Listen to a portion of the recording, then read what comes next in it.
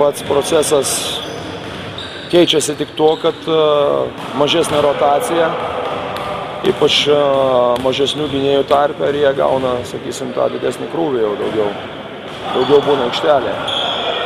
Didesni galbūt turi daugiau poilsio, nes rotacijos daugiau. Jeigu neturėčiau tokios patirties su Tomu, gal būčiau kitaip pasielgęs, bet panašiai buvo praeitais metais. Ir švelniai tariant, Tomas neblizgėjo pasiruošimo metu irgi, bet jisai buvo naudingas kartu.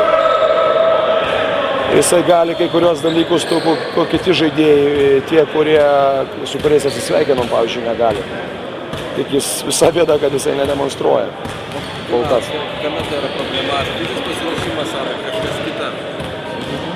Aš manau, kad gal jam yra sunkiau visai esybė, jis daugiau yra antras, negu kad žaidėjas. Jis daugiau yra atakuojantis, kada jam reikia kažką tai ypatingai sugalvoti ir organizuoti, manau, tada jam yra, jis pamiršta, kad reikia žaisti krepšinį. Čia yra bėda. O kada jisai tiesiog žaidžia, jam viskas gerai sekasi. Kiekvienose rungtynėse, kurio žaidžiame, siekiam pergalės. Ir niekada tai nebus antraeilis dalykas, bet tai nėra tas gyvybės ir mirties klausimas, sakysim taip. Bet kokiu atveju Europos čempionatą pradėsim su 0 pralaimėjimo, 0 pergalių. Aišku, mes žaisim tam, kad siekti pergalės, bet ir spręsim tam tikrus uždavinius vėl. Mums reikia skirtingi varžovai, skirtingos varžovų taktikos ir gynybos, ir galbūt su pirmose rungtynėse išlindo kažkokios tai vienos bėdos, galbūt išlys dabar kitos problemos.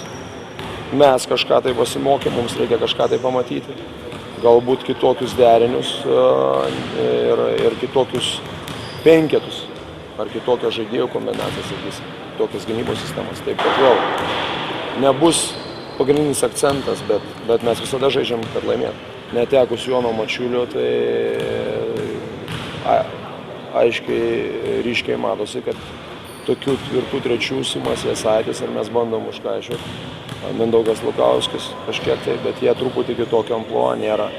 Tie žaidėjai, kurie galėtų, su Jonu mes galėjom net ir žemą sudėtim ir į 4. vietą, sakysim, stumti, žaisti kaip 4. O kol kas tie varžovai ypatingo, su kuriais mes žaidėm tiek Slovėnija, tiek Suomija, Čekija ypatingo pranašumo neturėjo. Nachvaras iškritęs Suomijos ir tas kitas ne ten akcentavo tą žaidimą, o dabar žaisim su Rusija ir ten tie 3, 4 numeriai gana aukšto lygo ir ūgio, ir lygio, ir pajėgumo. Tai kaip tik ir pamatysim, kaip mes sprendžiam tas problemas.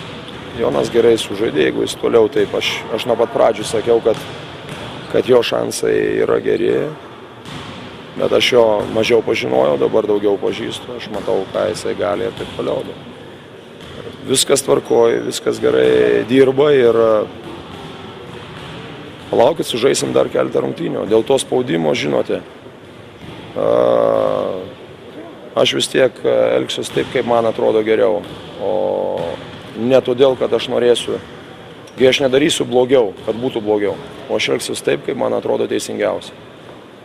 Nes galų gale turėsiu atsakyti už viską aš pats.